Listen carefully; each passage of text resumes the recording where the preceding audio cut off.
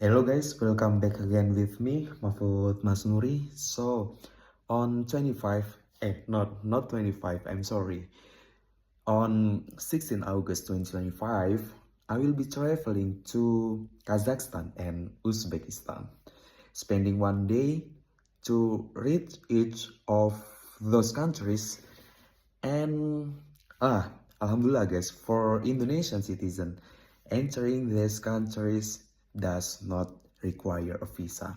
So I can bring my passport to enter the border of Kazakhstan and Uzbekistan. I'm really happy guys because I don't have to deal with any visa processing at all. So I really glad with this.